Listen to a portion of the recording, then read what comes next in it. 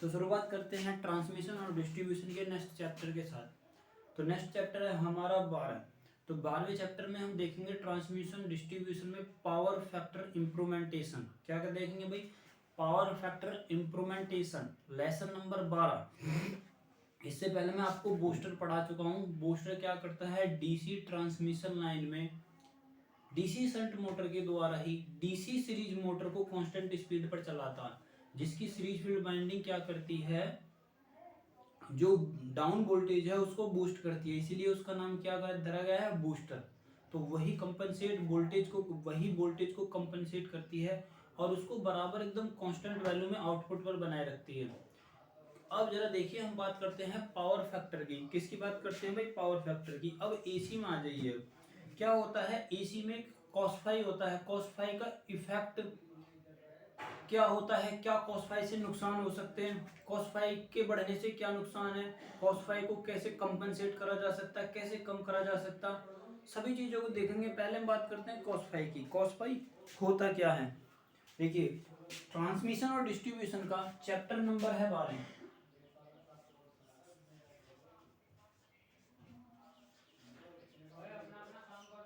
Chapter number 12 किसका भाई?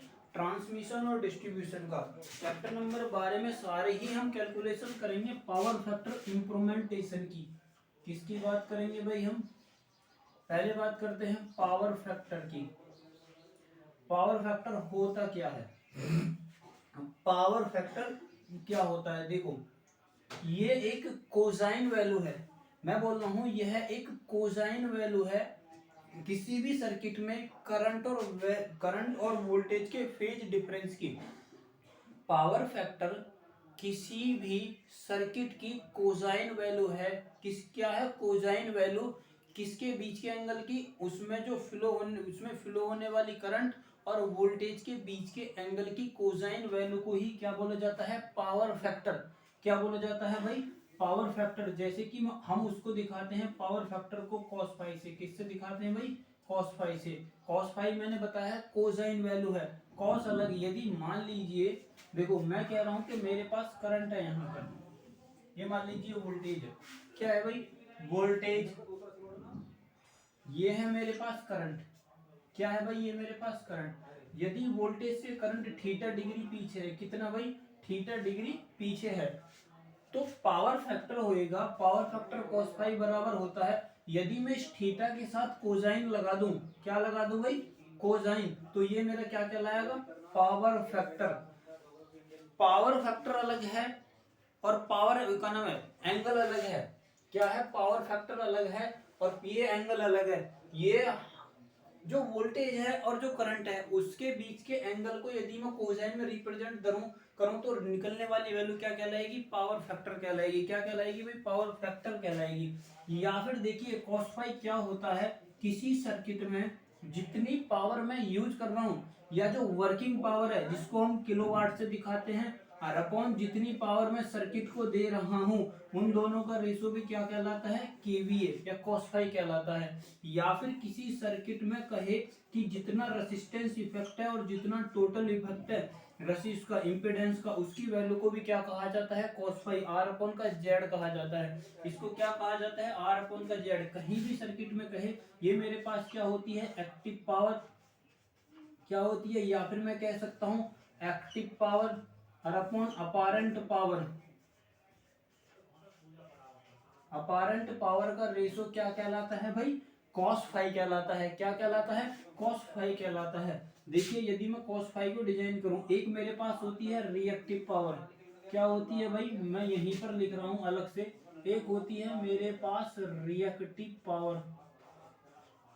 Reactive power उसे बोला जाता है जो मैग्नेटाइजिंग के लिए, समझिए बस आप मोटे मोटे तौर पर, कि रिएक्टिव पावर मैक्सिमम मैग्नेटाइजिंग के लिए यूज करी जाती है, जो कि इंडक्टर में होती है मैग्नेटाइजिंग। और मैग्नेटाइजिंग इफेक्ट किसी भी सर्किट में 90 डिग्री लैग करता है, 90 डिग्री लैग करता है। और कैपेसिटिव इफेक्ट 90 डिग्री लीड करता है। प्योरली में, किसमें? प्योरली कंडीशन में 90 डिग्री लैग करेगा क्या? Inductive effect. और कैपेसिटिव इफेक्ट क्या होगा? 90 डिग्री लीड करेगा किसी भी उससे। अब जरा देखिए, मेरे पास संबंध होता है तीन तरीके की, मैं पावर बता रहा हूं आपको। एक तो एक्टिव पावर होती है, एक अपैरेंट पावर होती है, एक रिएक्टिव पावर होती है। किसी भी सर्किट में तीन तरह की पावर यूज होती हैं।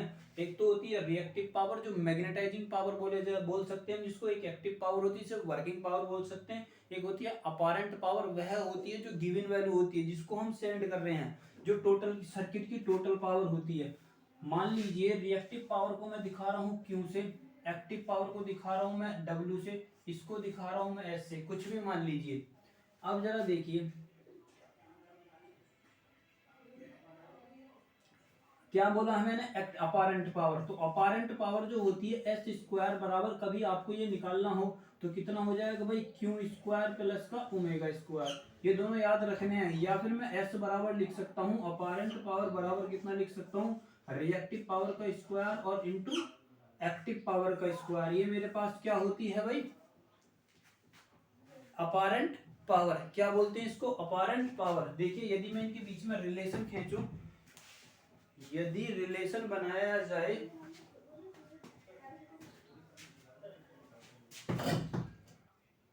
तो पावर फैक्टर में देखिए क्या बोला मैंने कि एक्टिव पावर, अपैरेंट पावर और रिएक्टिव पावर। देखिए तीनों में रिलेशन देखते हैं हम अलग अलग तरीके से।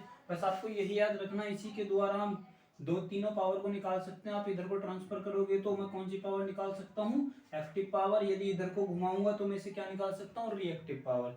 देखिए मैं रिलेशन बना रहा हूँ।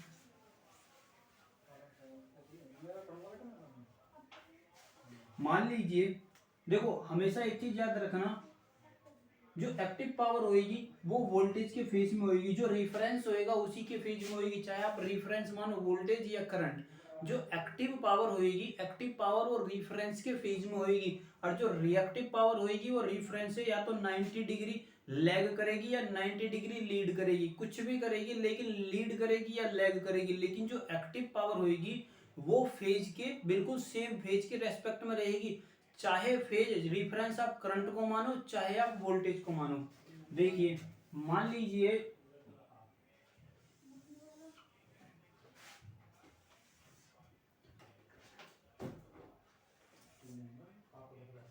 मान लीजिए मेरे पास वोल्टेज है, दो मेरे पास वर्किंग करंट, मेरे पास करंट है आई।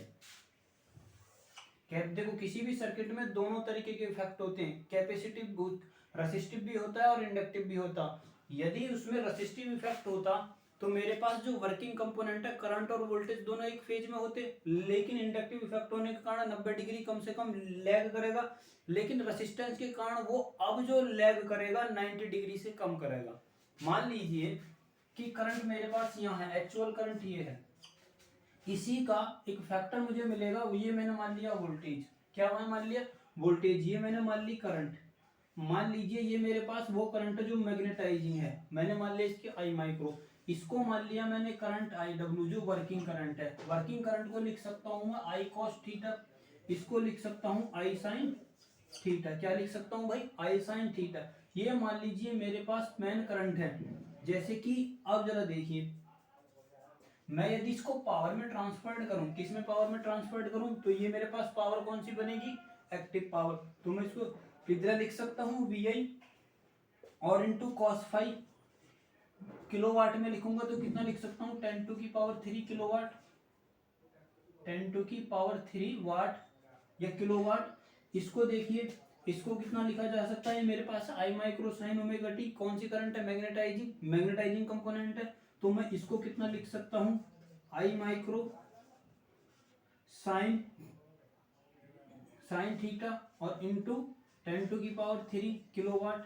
किलोवाट में लिख लीजिए इसको भी, ये भी किलोवाट है। और ये मेरे पास है कितना, अब देखो एक्टिव पावर को जो आप लिखोगे इसको लिखो केवीएआर, पावर में लिख रहा हूं ना,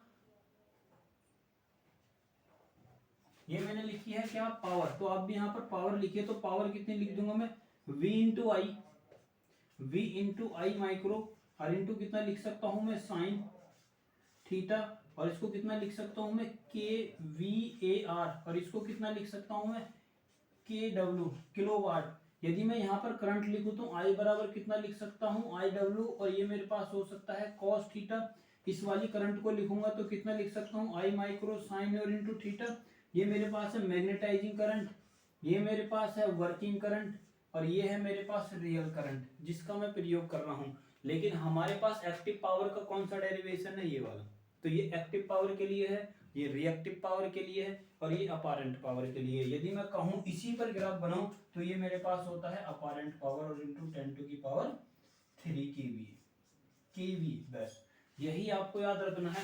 तो अब जरा देखिए पावर फैक्टर का क्या इफेक्ट हुआ। यदि लोड मेरे पास रेसिस्टिव होता, यदि लोड मेरे पास रेसिस्टिव होता तो ये वोल्टेज और ये करंट दोनों लगभग में, ये जो एंगल है, ये जो एंगल है इस समय मान लीजिए θ1 है, θ1 है, एंगल है। यदि मैं इसमें कॉस लगाता हूं तो क्या होगा, वैल्यू घट जाएगी। यदि मैं इसमें कॉस लगाता हूं तो कॉस देखो, cos 0 की वैल्यू 1, बाकी जितनी भी वैल्यू बढ़ेगी, cos 0 की वैल्यू 1, बाकी जितनी 0 बढ़ेगी 90 पर कहाँ जाएगी 0।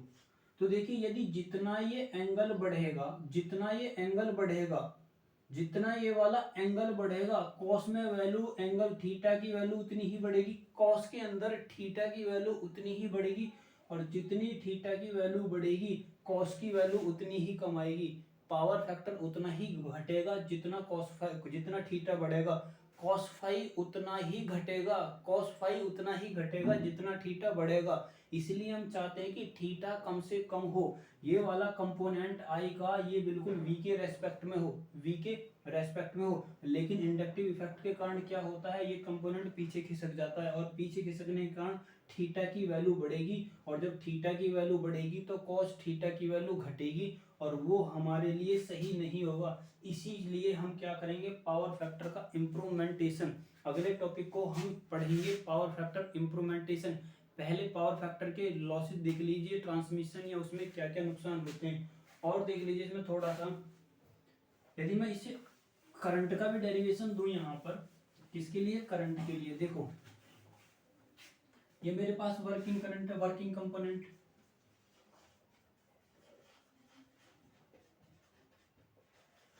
क्या है भाई, वर्किंग कंपोनेंट्स। और क्या है मेरे पास, ये I micro magnetising component, magnetising component. यदि मैं टोटल आई के लिए लिखूं तो कितना लिख सकता हूं मैं इसको, आई स्क्वायर, एंगल पे देखिए कितना लिख सकता हूं मैं इसको, आई स्क्वायर, आई ओमेगा और आई माइक्रो स्क्वायर। तो आई बराबर कितना लिख सकता हूं मैं, रूट कर सकता हूं इसको, आई डब्ल्यू का स्क्वायर और प्लस का आई माइक्रो का स्क्वायर लिख सकता हूं इसको, या नहीं लिख सकते, इसको लिखा जा सकता है ऐसे। क्या करा जा सकता है भाई, इसको लिखा जा सकता है। बाकी मैं आपको पावर बता चुका हूँ, मैं इसको केवीए में भी लिख सकता हूँ, केवीए का स्क्वायर बराबर किलोवाट का नाम है एक्टिव पावर का स्क्वायर, और प्लस का कितना लिख सकता हूँ मैं, केवीएआर रिएक्टिव पावर का स्क्वायर, एक्टिव पावर का स्क्वायर और रिएक्टिव पावर का स्क्वायर। और ये है मेरे पास अपारेंट पावर, अपारेंट पावर का स्क्वायर बराबर कितना लिख सकता हूँ मैं इसको, एक्टिव पावर का स्क्वायर और किसका, रिएक्टिव पावर का स्क्वायर। तो ये देखिए, इस पर ध्यान रखिएगा। आगे देखिए, मैं यदि cos फाई को आपको बता चुका हूँ, cos फाई को कैसे कैसे डिजाइन करना। अब देखिए जरा, मैं और किस किस चीज से फैक्टर को चेंज कर सकता हूँ। तो ये मेरे पास हो गई पावर, cos फाई का एक डेरिवेशन। तो cos फाई की डेरिवेशन में यही आपको याद रखना। अब जरा देखिए losses,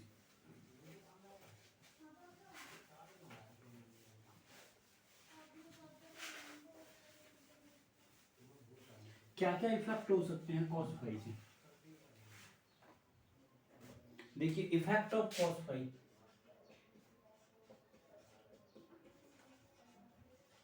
effect of cos phi. पहला इफेक्ट देखिए, पहले देखिए पावर को मैं कैसे निकालता हूं।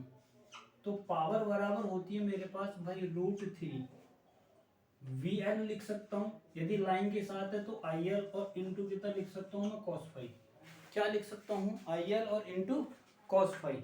या फिर मैं एक सीधे सीधे डेरिवेशन में लिखूं, किस में लिखूं, सीधे सीधे डेरिवेशन में लिखूं, लाइन को छोड़ दीजिए, P बराबर में एक और लिख सकता हूं 3 इंटू, नहीं यदि ये लाइन वोल्टेज है, यदि मैं 3 इंटू वीपी लिख सकता हूं, और इंटू आईपी लिख सकता हूं, और इंटू cos फाई लिख सकता हूं।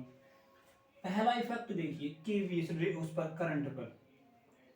मैं यदि यहां से करंट लिखूं, अब मैं सीधा सीधा एक फार्मूला लिख रहा हूं यूं ही, मैं लिख सकता हूँ इसको लाइन के डेरिवेशन में, इस वाले में देखिए तो कितना लिख दूं मैं इसको, p बराबर और √3 v लिख लीजिए यूं और i लिख लीजिए और cos फाई, सिर्फ कैलकुलेशन हल करने के लिए मैंने लिख लिया ऐसे।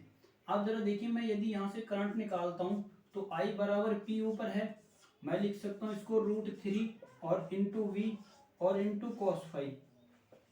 ठीक, अब जरा ये चीज देखिए i किस किस के प्रीपोजिशनल है, पहला मैं लिख सकता हूँ p के, पहला कंपोनेंट है मेरे पास आई से ही चीजों को देखिए डिफाइन करेंगे हम आई से ही।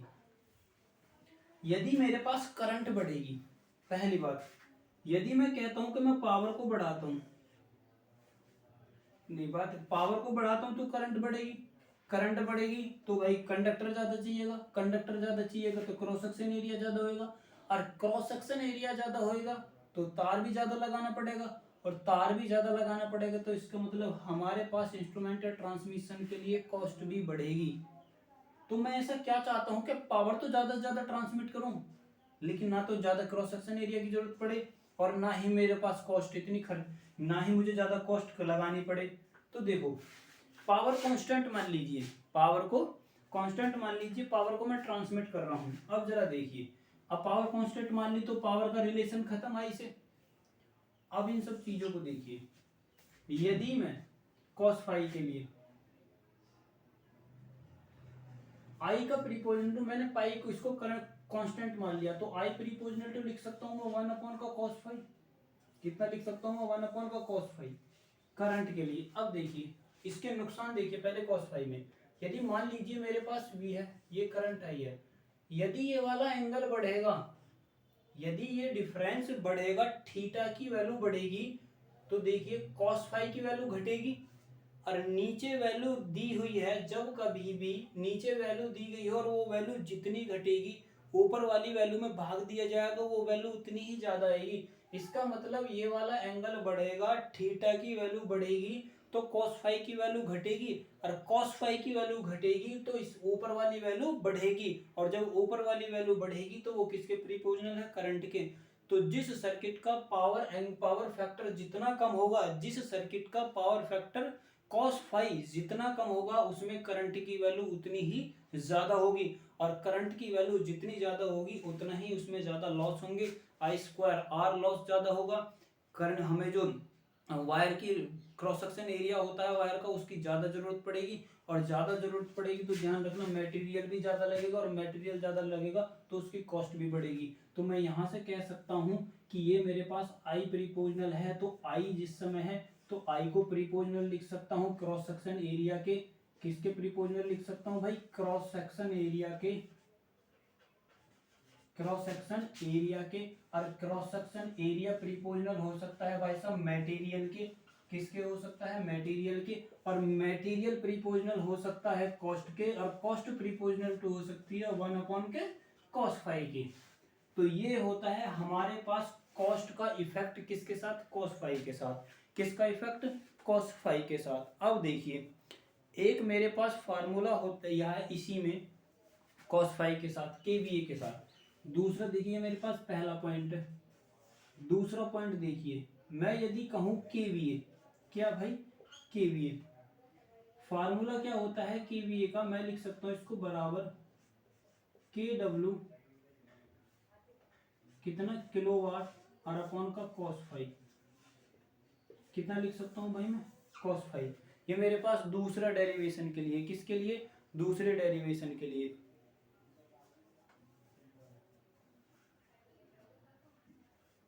देखो ये कहोगे ये कैसा है भाई, एक्टिव पावर निकालने के लिए क्या काम करते हैं, केवीए बराबर कितना लिखते हैं, के डब्ल्यू बराबर केवीए और इनटू cos फाई लिखते हैं, नहीं लिखते, cos फाई के डब्ल्यू एक्टिव पावर के लिए केवीए और इनटू cos फाई, और रिएक्टिव पावर के लिए मुझे कभी केवीएआर निकालना हो तो कितना लिखते हैं, केवीए और इनटू साइन फाई। ठीक, अब इसी पर रिलेशन में देखिए, पहले तो इसी को देख लीजिए, मैं इसको यदि इतना लिख दूं केवीए प्रीपोजिशनल टू 1 का cos फाई, कितना लिख दूं 1 का cos फाई। देखिए यदि cos फाई की वैल्यू घटेगी तो इसकी वैल्यू बढ़ेगी। यदि cos फाई की वैल्यू घटेगी, मान लीजिए कि cos फाई है मेरे पास, एंगल बढ़ा, क्या हुआ भाई, एंगल बढ़ा, तो जब एंगल बढ़ेगा तो ये मशीन देखो, केवीए रेटिंग मशीन के आकार से संबंधित होती है, सीधी डायरेक्टली किससे संबंधित होती है, मशीन के साइज से। यह बात आपको याद रखनी है कि केवीए रेटिंग जो होती है मशीन के साइज के बिल्कुल एकदम प्रिपोर्शनल होती है। मतलब कि जितनी मशीन की केवीए रेटिंग ज्यादा होगी उसकी क्या नाम है, उसका साइज उतना ही बड़ा होगा। लेकिन याद रखना है आपको, केवीए रेटिंग मशीन की जितनी ज्यादा बड़ी होगी उसका आकार उतना ही ज्यादा होगा। अभी मैंने ना तो एक्टिव पावर की बात कही है ना ही मैंने रिएक्टिव पावर को बताया। मैं सिर्फ मान रहा हूं कि जब दोनों चीजें कांस्टेंट हो, इफेक्ट तो आएगा, मशीन को छोटा करा जा सकता है, लेकिन अभी कह रहा हूं कि मेरे पास कॉस एक्टिव पावर और रिएक्टिव पावर दोनों कांस्टेंट है। उस कंडीशन में जो मशीन का साइज होएगा वो केवीए रेटिंग के सीधा प्रीपोर्शनल होएगा।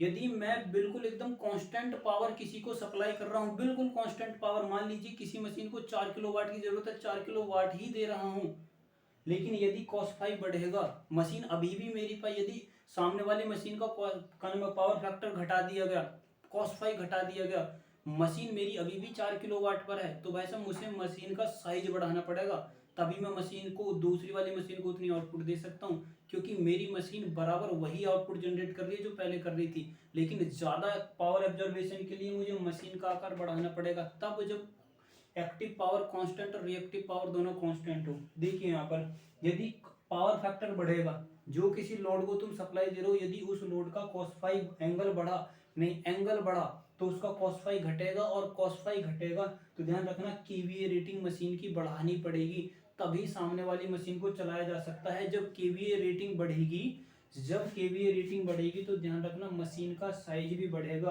क्योंकि केवीए रेटिंग मशीन के साइज के प्रोपोर्शनल होता है, और मशीन का साइज बढ़ेगा तो वैसे मशीन की कॉस्ट भी बढ़ेगी। तो इसका मतलब मैं कह सकता हूँ cos फाई जो डी प्रीपोर्शनल होता है किसके, केवीए के, और केवीए प्रीपोर्शनल होता है मशीन की कॉस्ट के। तो मैं लिख सकता हूँ ये होता है मेरे पास मशीन की कॉस्ट, मैं यहां से लिख दूं मशीन की कॉस्ट प्रीपोर्शनल होती है केवीए के, और केवीए प्रीपोर्शनल होता है 1/cos फाई के। किसके प्रीपोर्शनल होता है, 1/cos फाई के। मशीन के आकार को छोटा करा जा सकता है, वो अलग अलग बात होती है, लेकिन बस इतना याद रखिए अभी कि यदि उसकी active power reactive power constant है तो उसकी केवीए पावर अपारेंट पावर जो होती है मशीन के साइज के प्रीपोर्शनल होगी, और प्रीपोर्शनल होगी cos फाई घटेगा तो केवीए रेटिंग बढ़ेगी, और केवीए रेटिंग बढ़ानी पड़ेगी, बढ़ेगी नहीं बढ़ानी पड़ेगी, और बढ़ानी पड़ेगी तो मशीन का आकार बढ़ेगा और मटेरियल ज्यादा लगेगा और उसकी कॉस्ट बढ़ेगी। आगे देखिए नेक्स्ट उसमें, और इससे क्या नुकसान है, देखो केवीए मैं यहाँ पर लिख रहा हूँ एक मेरे पास, इसी में देखिए यदि मैं लिख दूं इसको इतना, यहाँ पर देखिए केवीए को हटाइए, केवीआर को दो, तीसरा पॉइंट देखिए इसी में, तीसरा पॉइंट ये है कि केवीए जो वर्किंग कंपोनेंट होता है मैं उसको लिख सकता हूँ केवीए और इनटू cos फाई। केवीए को कांस्टेंट मान लीजिए तो मैं इसे लिख सकता हूँ वर्किंग कंपोनेंट, एक्टिव पावर जो होती है मेरे पास प्रीपोर्शनल होती है cos फाई के, तो किसके भाई, cos फाई के। जरा देखिए इस वाले पॉइंट की बात कर रहा हूं मैं, तीसरे पॉइंट की, यहाँ देखो तो किलोवाट रेटिंग जो होती है कितनी होती है, प्रीपोर्शनल टू cos फाई के। अब जरा देखिए मैं यदि एंगल को बढ़ा रहा हूं, किसको बढ़ा रहा हूं, थीटा बढ़ रहा है तो cos फाई घट रहा है भाई, थीटा बढ़ा cos फाई घटा, और cos फाई घटा तो मेरे पास भाई वर्किंग कंपोनेंट भी घटा, वर्किंग कंपोनेंट भी क्या हो जाएगा, लेस हो जाएगा।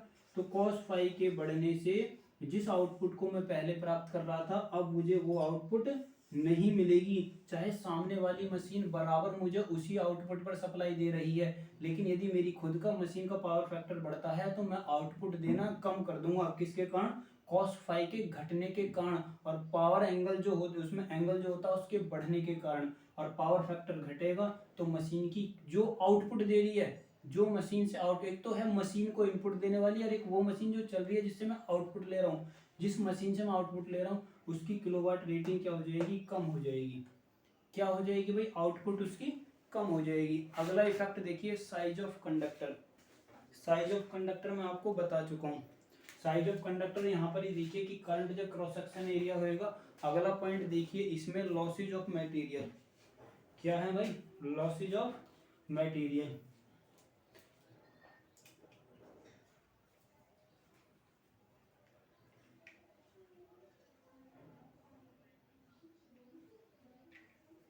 लॉसेज ऑफ मटेरियल में ये है कि यदि पावर फैक्टर घटेगा, क्या भाई? पावर फैक्टर घटेगा तो आई स्क्वायर आर बढ़ेंगे। तो जब आई स्क्वायर आर बढ़ेंगे तो आई स्क्वायर आर बढ़ने की कंडीशन में तुम ट्रांसमिशन लाइन हो या मशीन हो उसमें लॉस बढ़ेंगे। तो इसका मतलब पावर फैक्टर घटेगा। तो मैं यहाँ से लिख सकता हूँ, देखिए मेरे पास कितने पॉइंट हो गए? 3। चौथा पॉइंट देखिए, चौथा पॉइंट यह कहता है कि यदि मशीन में आई स्क्वायर आर प्रीपोजिशनल होता है 1 के cos फाई के। किसके प्रीपोजिशनल होता है भाई? 1 cos फाई के। तो इसका मतलब है यदि थीटा बढ़ेगा तो भाई साहब cos फाई घटेगा। तो cos फाई की वैल्यू घटेगी और cos फाई की वैल्यू घटेगी तो ये वाली वैल्यू भी बढ़ेगी। आई स्क्वायर आर की वैल्यू बढ़ जाएगी। क्या होएगा? आई स्क्वायर आर की वैल्यू बढ़ जाएगी। तो cos फाई के घटने से किसी भी ट्रांसमिशन लाइन में आई स्क्वायर आर लॉस बढ़ जाते हैं। और दूसरा वोल्टेज ड्रॉप क्या होता है? 5वां पॉइंट देखिए, और एक होता हमारे पास वोल्टेज ड्रॉप। और वोल्टेज ड्रॉप ज्यादातर प्रीपोजिशनल होता है करंट के। किसके प्रीपोजिशनल होता है? ये मेरे पास है वोल्टेज ड्रॉप। तो वोल्टेज ड्रॉप जब करंट ज्यादा फ्लो होगी cos फाई के घटने से तो उसमें वोल्टेज ड्रॉप भी क्या होएगा? बढ़ जाएगा। तो हमने चाहते इन सभी चीजों के कारण इतना सारा हमारा लॉसेज हो, मटेरियल भी ज्यादा लगे, लॉस भी ज्यादा हो, आउटपुट भी कम प्राप्त हो। इन सारे नुकसानों से बचने के लिए अब हम क्या करेंगे? Power factor correction. Power factor correction की अलग अलग मेथड विधि हैं और पावर फैक्टर करेक्शन में देखेंगे कितना वैल्यू का कैपेसिटर कैसे निकालना है, कैसे उसको कैलकुलेट करना है। तो देखिए अगला टॉपिक है हमारे पास करेक्शन ऑफ पावर फैक्टर, या फिर पहले उससे पहले देखिए अवॉइडनेस ऑफ पावर फैक्टर। करेक्शन से पहले देखिए हम पावर फैक्टर को अवॉइड कैसे कर सकते हैं। अभी करेक्शन नहीं कर रहे, मतलब हम ऐसा क्या करें कि पावर फैक्टर को अवॉइड करा जा सकता है। करेक्शन करेंगे, अवॉइड करने से पहले करेक्शन करेंगे। पहले देखिए अवॉइडनेस कि अवॉइड कैसे करा जा सकता है पावर फैक्टर को, avoid of power factor.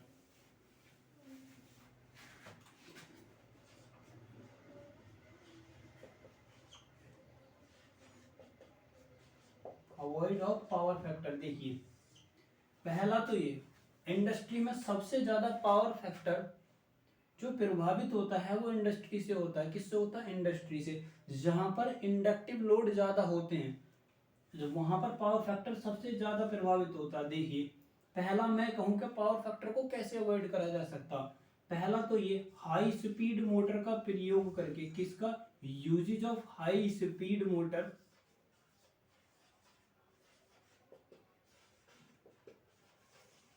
Usage of high speed motor. अब कहोगे कि ऐसे कैसे? देखो ऐसा होता है कि uses of high speed motor मैंने लिखा है, इसमें ऐसा होता है कि जितनी स्पीड ज्यादा होती है मोटर की, मोटर में उतने ही कम पोलों की जरूरत पड़ती है। मोटर को बनाते समय जितनी मोटर की स्पीड ज्यादा होगी उतने ही उसमें पोल कम होंगे, और जितने पोल कम होंगे उतनी ही बाइंडिंग की कम जरूरत पड़ेगी, और बाइंडिंग की कम जरूरत पड़ेगी उतनी ही उसकी मैग्नेटाइजिंग करंट कम होएगी, और मैग्नेटाइजिंग करंट कम होएगी उसमें इंडक्टिव इफेक्ट उतना ही कम होएगा, और जितना इंडक्टिव इफेक्ट कम होएगा उसका पावर फैक्टर उतना ही सही होगा। तो इसीलिए हम कहते हैं कि uses of high speed motor, use करेंगे हाई स्पीड मोटर को तो क्या करा जा सकता है? पावर फैक्टर को अवॉइड करा जा सकता है। दूसरी, हम ऐसा करें कि सिंक्रोनियस मोटर का प्रयोग करके, synchronous motor use, synchronous motor का प्रयोग करके। तीसरा, लेस एयर गैप, जिनका मैग्नेटाइजिंग करंट कब बढ़ती है मोटर में? जब उसका एयर गैप ज्यादा होता है। एयर गैप ज्यादा होने से मैग्नेटाइजिंग करंट बढ़ती है, और मैग्नेटाइजिंग करंट बढ़ने से उसका इंडक्टिव इफेक्ट ज्यादा होता है, और इंडक्टिव इफेक्ट से क्या होता है? पावर फैक्टर इंप्रूव होता है। हम चाहते हैं कि उसमें मैग्नेटाइजिंग करंट ही कम हो, और मैग्नेटाइजिंग करंट उसमें मैक्सिमम इंडक्शन मोटर में कम करी जा सकती है उसको एयर गैप को कम करके। तो मैं इंडस्ट्री में यदि ऐसी मोटर का प्रयोग करूं जिनका एयर गैप कम हो तो वो पावर फैक्टर को अवॉइड करा जा सकता है। तो यूजेज ऑफ इंडक्शन लो लिखो इसमें, uses of less air gap induction motor, less air gap induction motor. या फिर चौथा मेरे पास ये है, एक हमारे पास आती है स्क्रैच मोटर। कौन सी होती है? Scratch motor. कौन सी होती है? स्क्रैच मोटर होती है, जिससे हम इसका प्रयोग कर सकते हैं।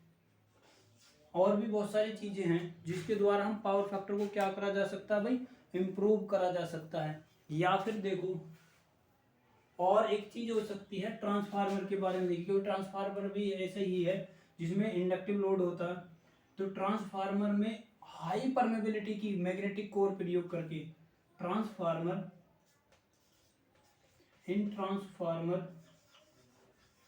Usage of high permeability magnetic core,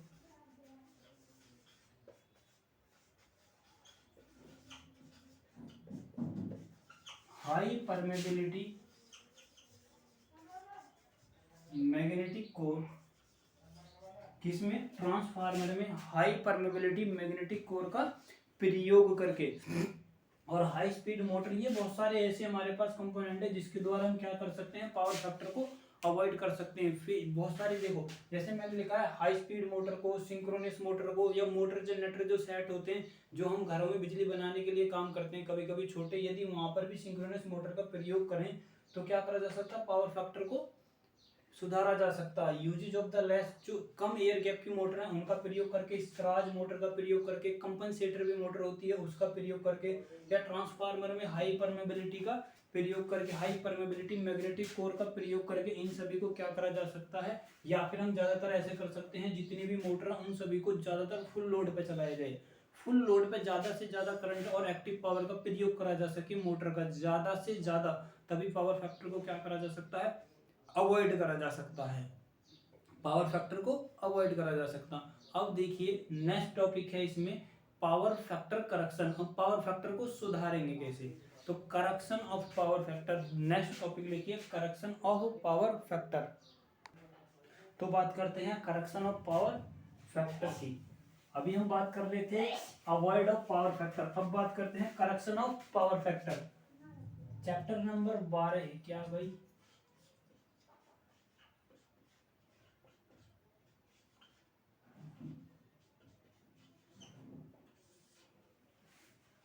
तो बात कर रहे हैं हम करेक्शन ऑफ पावर फैक्टर की। देखिए इसमें पहला मेथड मैं लिख रहा हूँ, यहाँ पर मेथड लिख रहा हूँ, बाकी सभी चीजों को बताएंगे, मैं एक एक करके लिख रहा हूँ सबको। पहला है correction of power factor improvementation में, पावर फैक्टर इंप्रूवमेंटेशन टॉपिक है हमारे पास, इंप्रूवमेंटेशन ऑफ पावर फैक्टर।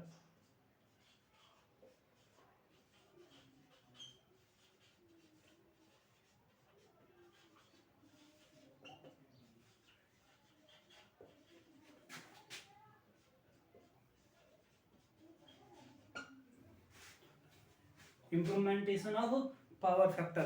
तो इसमें पहला पॉइंट देखिए, हम यूज करते हैं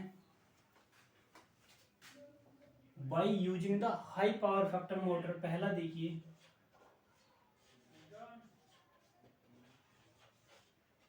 by using the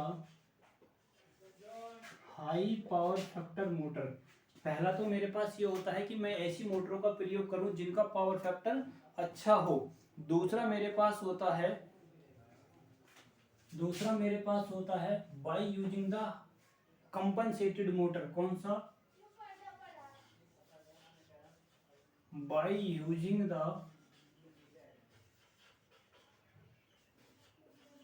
compensated motor.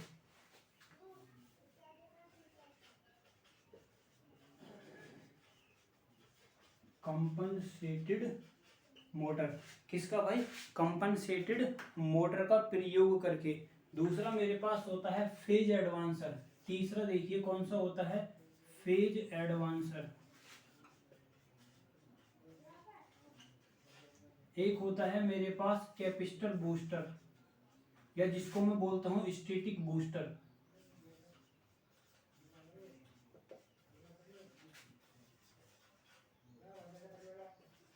एक होता है मेरे पास कैपेसिटर बूस्टर। क्या होता है एक भाई मेरे पास कैपेसिटर बूस्टर, और एक होता है मेरे पास, एक होता है इसी में मैं लिखूं मैं कैपेसिटर बूस्टर हो गया स्टैटिक कैपेसिटर, स्टैटिक कैपेसिटर किसका भाई, स्टैटिक कैपेसिटर का प्रयोग करके। और एक होता है मेरे पास सिंक्रोनियस मोटर। यहाँ पर एक और लिख सकता हूँ, by using the synchronous motor. By using लिखिए, बाई यूजिंग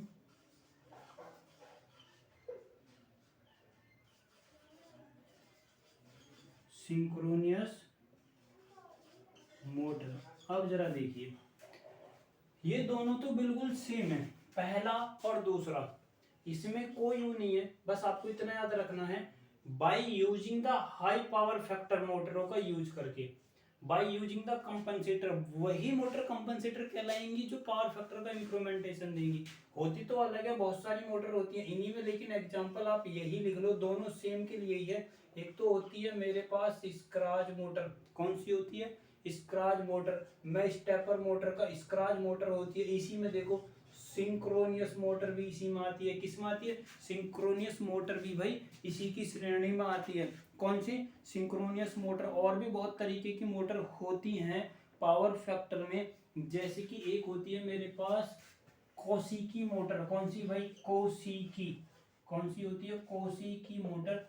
ये सब पावर फैक्टर इम्प्रूव, यदि इन मोटरों का प्रयोग करेंगे तो पावर फैक्टर को सुधारा जा सकता है, पावर फैक्टर मोटर को सुधारा जा सकता है। और कौन सी होती है, एक मेरे पास फेज कंपनसेटेड मोटर भी होती है। कौन सी होती है, फेज कंपनसेटेड मोटर। लिख लीजिए इसी में, फेज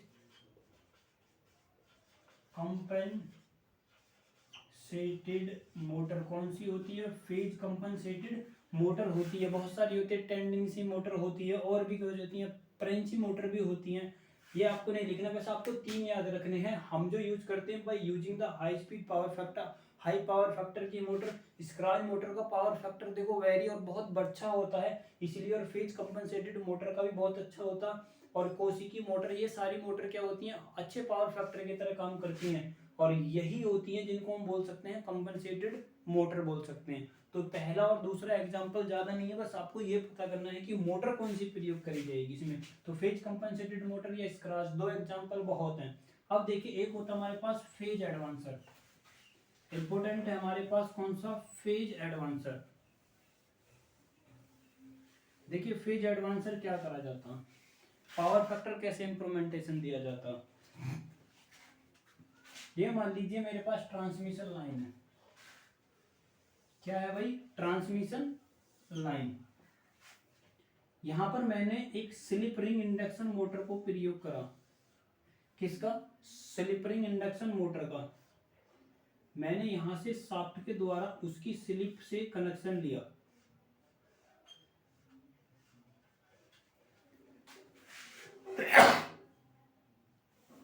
किससे कनेक्शन लिया भाई, स्लिप के द्वारा, स्लिप से बाहर की तरफ क्या लिया भाई, कनेक्शन लिया फेज एडवांसर के द्वारा। अब मैंने यहाँ पर एक और फेज एडवांसर लगाया।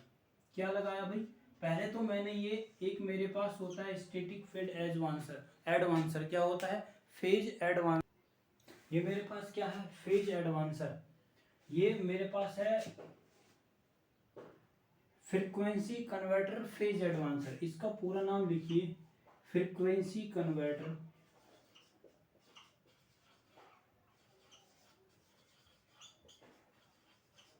फ्रीक्वेंसी कन्वर्टर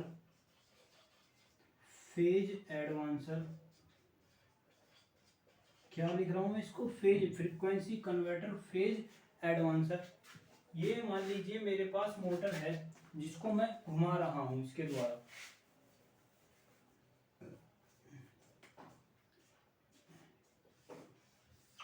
इसको मान लीजिए ये मैंने यहाँ पर कम्यूटेटर के साथ दोबारा सप्लाई को फिर आउटपुट पे लिया, इसको मैकेनिकली कपल्ड करा किसके द्वारा, जो लोडेड मोटर है मेरे द्वारा, जिस मोटर को मैं घुमा रहा हूँ, ये है मेरे पास लोडेड मोटर, क्या है, लोडेड मोटर जिसको मैं घुमा रहा हूँ। यहाँ पर मैंने फेज एडवांसर को क्या करा जाता है, स्लिप रिंग के द्वारा ही, भाई सब याद रखना है, फेज एडवांसर में जो सप्लाई दी जाती है वो स्लिप रिंग द्वारा ही, किसके, इसकी स्लिप को मैच करने के लिए,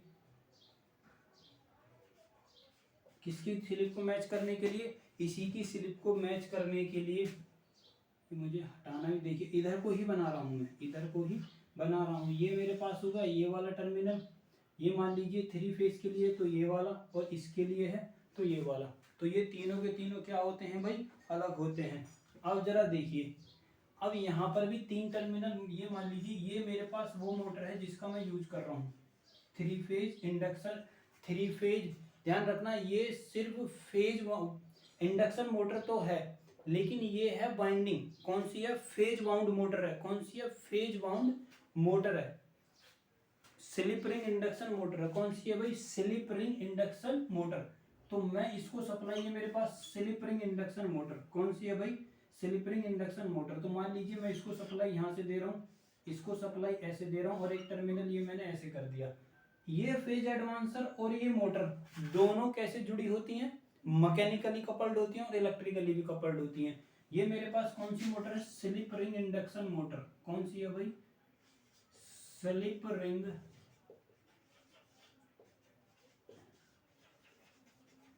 इंडक्शन मोटर। पूछा जाता है कि बताइए फेज एडवांसर में किस मोटर का प्रयोग करा जाता है, तो स्लिप रिंग, किसका, स्लिप रिंग इंडक्शन मोटर का। अब देखिए ये मोटर मेरे पास सप्लाई से जुड़ी रहती है ऐसे ही, ये मान लीजिए मैंने सप्लाई से जोड़ दी।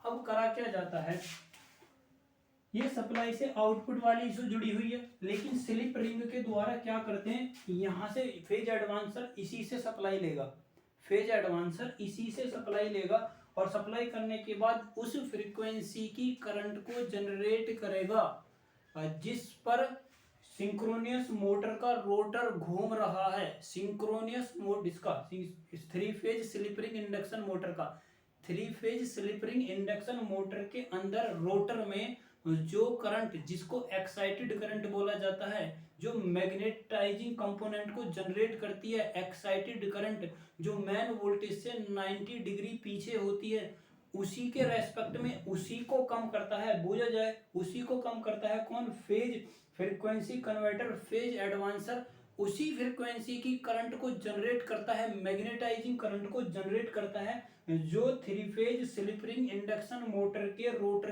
के में एक्साइटिंग होने के कारण प्रवाहित होती है या फ्लो होती है, उसी करंट को phase frequency converter, phase advancer generate करता है, और स्लिप रिंग द्वारा इसमें एंटर्ड करा जाता है। तो करता क्या है, मेन पर्पज क्या हुआ इसका, जो मैग्नेटाइजिंग करंट है उसकी वैल्यू को घटाता है या उसकी वैल्यू को कम करता है, जो मेन सप्लाई से 90 डिग्री पीछे रहती है, मैग्नेटाइजिंग करंट को कम करने के लिए फेज एडवांसर का प्रयोग करा जाता है। और इसके कारण जब मैग्नेटाइजिंग करंट होती है तो इंडक्टिव इफेक्ट कम होता है, और इंडक्टिव इफेक्ट कम होता है तो हम अपने पावर फैक्टर को सुधार पाते हैं। तो यही याद रखना है। इसमें बहुत ही अच्छे 2-4 पॉइंट है। देखिए पहला पॉइंट के फेज एडवांसर कहाँ से सप्लाई लेता है, 3 फेज से। करता क्या है, फ्रीक्वेंसी कन्वर्टर फेज एडवांसर का काम करता है। दूसरा काम क्या करता है, करंट जनरेट करता है उसी फ्रीक्वेंसी की जिस फ्रीक्वेंसी पर मोटर का रोटर घूमता है या चलता है। अलग अलग देखो फ्रीक्वेंसी इसकी स्पीड के साथ चेंज होती रहती है, स्पीड के साथ चेंज होती रहती है, इसीलिए इसको मैकेनिकली कपल्ड करा गया है। दूसरा फेज एडवांसर और ये दोनों मैकेनिकली भी कपल्ड होते हैं। कैसे कपल्ड होते हैं, मैकेनिकली भी कपल्ड होते हैं।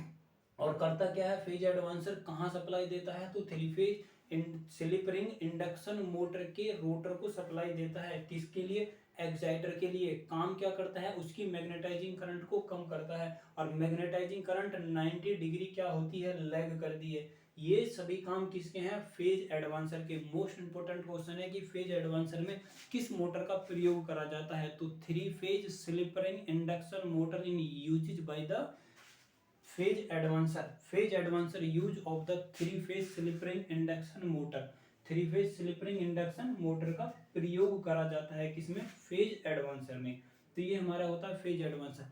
लेकिन हम इसको यूज बहुत कम करते हैं। इसीलिए यूज कम करते हैं क्योंकि इसकी इनिशियल कॉस्ट बहुत ज़्यादा होती है। यूज तो करते हैं लेकिन फेज एडवांसर का प्रयोग वहाँ पर करते हैं ज़्यादातर जहाँ पर हमारे पास रिक्वायर्ड होती है 200 हॉर्स पावर से ऊपर की रिक्वायर्ड हो, वहाँ पर ज़्यादातर हम कभी कभी फेज एडवांसर का भी प्रयोग कर देते हैं। ज़्यादातर जहाँ पर मोटरों का आकार ज़्यादा बड़ा हो, छोटे लेवल पर इसको प्रयोग करना कॉस्टली होता है, इसीलिए हम इसका छोटे लेवल पर प्रयोग नहीं करते। प्रयोग करते हैं बड़े लेवल पर, जैसे कि 200 हॉर्स पावर की मोटर है, उसकी मैग्नेटाइजिंग करंट को कम करने के लिए या पावर फैक्टर इंप्रूवमेंटेशन करने के लिए फेज एडवांसर का प्रयोग करा जाता है।